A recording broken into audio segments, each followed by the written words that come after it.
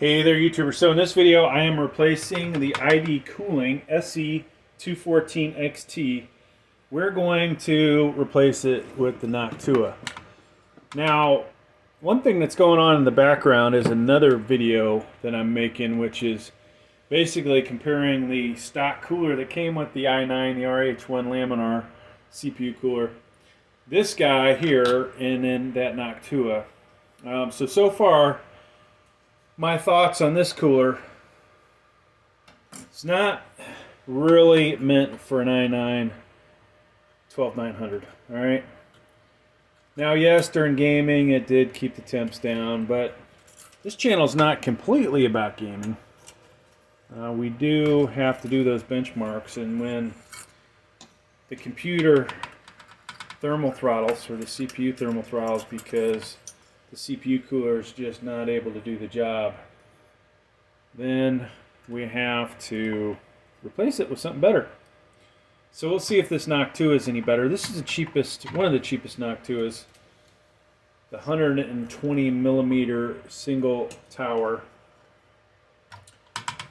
One thing that was cool about this, of course, it did have RGB on it, right? Addressable ARGB connection right there. So we won't get that with what we're switching to, but we should get better temperatures. Now, if it doesn't work with one fan to keep it under 100 degrees Celsius, then maybe we'll put a second fan on it. And if that doesn't work, I'll just go with a bigger tower, right? We've got 140 millimeter single. Then we've got a dual tower single fan 140 millimeter. And if that ain't good enough, then we'll go dual tower, dual 140 millimeter fan. And if that's still not good enough, folks, I'll throw a third fan on there. I don't care, because it'll fit. Not that this is really going to do anything, but we could put a third fan on there. So we got some cleaning up to do. I'll spare you guys from that. Good thing about magnetic tip screwdrivers, we can get this screw out of here. So hopefully I will not mix all these parts up. That's always a concern. So pause while I clean this, and then we will get this out of here. So really, the question is, where does the ID Cooling SE214XT go next? Don't think we'll send it back to Amazon,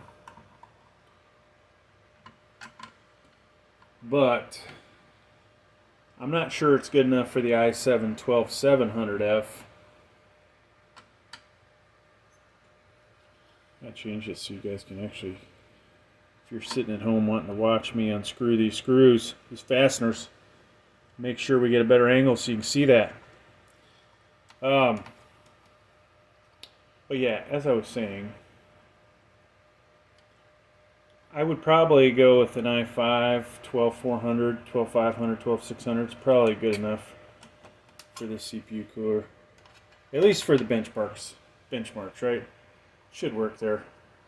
I think that for gaming, this was pretty much adequate. Now, did I track power limits, or excuse me, thermal limit throttling? I did not track that in a game, only during the benchmark. So I could have had hardware info 64 running in the background, and that would tell you if it did thermal throttle. Alright, so we will set these parts aside. Bring in the Noctua. When all else fails, folks, we go with Noctua on this channel. One day, my goal, honestly, is to be sponsored by Noctua. Will it happen? I don't know. I don't know how many subscribers I need, I honestly, there was in a way, one CPU cooler company that was kind of sponsoring me. At least they sent me a lot of stuff. I don't know if you would consider that being sponsored. But We definitely would love it if Noctua would sponsor us. I mean, of course, at this point, folks, I've already spent all this money on their coolers. They really wouldn't have to spend a lot of money on me. Alright, so if you saw that, I put the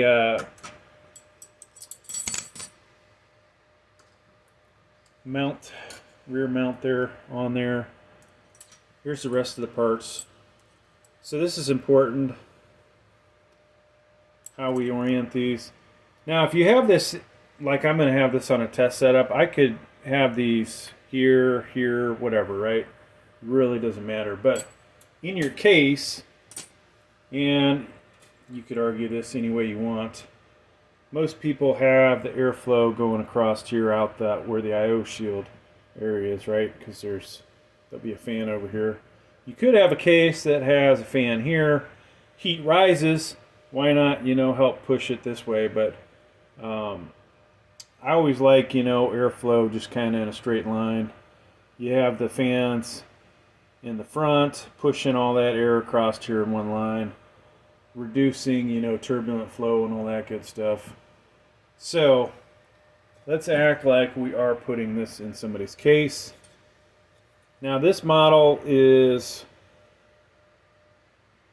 pretty much symmetric, right? Obviously this is slightly different. This looks different than that, but if I flip that over, it's the opposite. So we can center this, it would appear on that without any issues.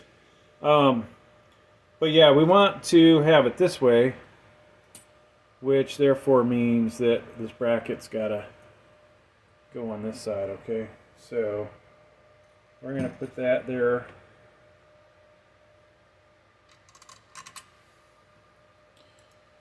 And I did buy this, I bought this CPU cooler before Noctua included the LGA 1700 kit.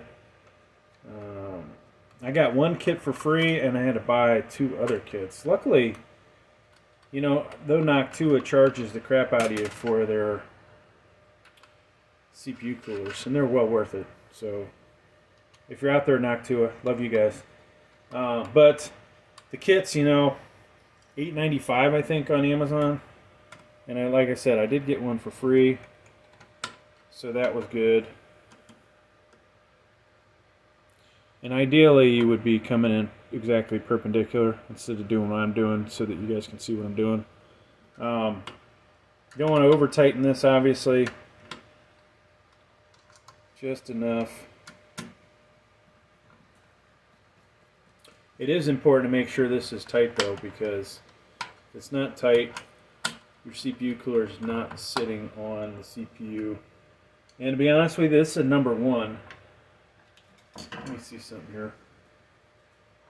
Number 2 is probably, yeah, you should be using number 2 for these, folks. That's the last Phillips, that's my absolute favorite Phillips. It can handle holding a little M.2 screw. Alright, so that's in there. This has a DDR5. This is E690 motherboard. We didn't really talk about that. We've got our solid state under here. 4 PCIe slots on this, so this is a pretty awesome motherboard. Alright, so we got that. Thermal paste. Now normally I try and use Noctua thermal paste.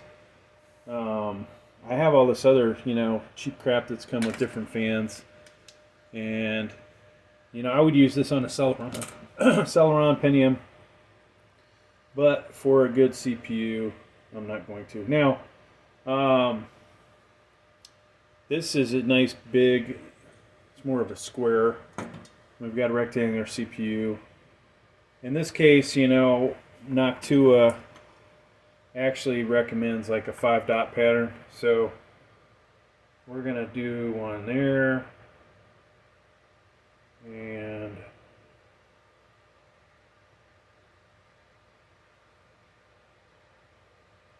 it looks like, honestly, I need to order more thermal paste. Part of it could be because, guess what, I used more than I need.